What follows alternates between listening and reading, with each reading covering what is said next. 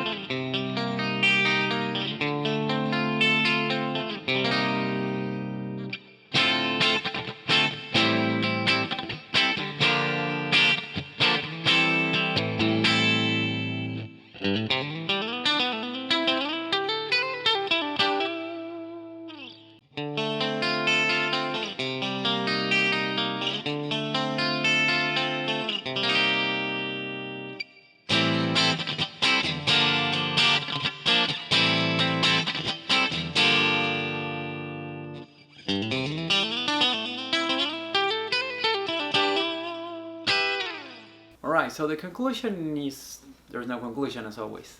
These are pretty much my thoughts. Split coils are actually a kind of a interesting topic. I don't think anyone has bought pickups because of the split coil pickup, or at least no one that I know. They are not great, honestly, but there are some pickups here and there that actually do a decent job, and that you can actually use those guitars for recording or for playing live, and you're gonna get that type of sound without bringing many guitars. So it can be useful, it can save space, so it's a good tool to have. I think only the Telecaster Deluxe with the wide range pickups is the one that actually sounds good, that sounds decent enough to say, oh, I can leave my single coil pickup guitar at home and take that one. So by design, those pickups are already covering that part of the sound spectrum.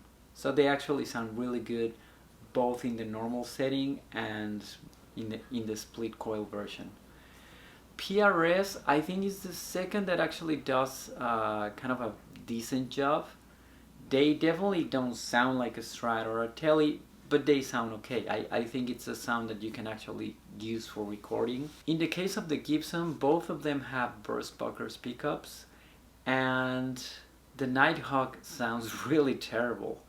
I actually think that the Lever Rack does a decent job in terms of covering how bad they sound when you are plugged with an amp in the room.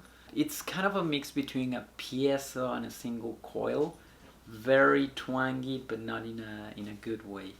They actually sound okay on the Les Paul. It's kind of a weird thing because, I mean, you're playing a Les Paul, but it sounds kind of like a single coil. So it in my head it kind of messes, because I actually play different on a Strat compared to a Les Paul. This has been everything on my side. My name is Viovo. I hope this video has been educational in some form. Please subscribe, comment, and have a good rest of the day. Bye.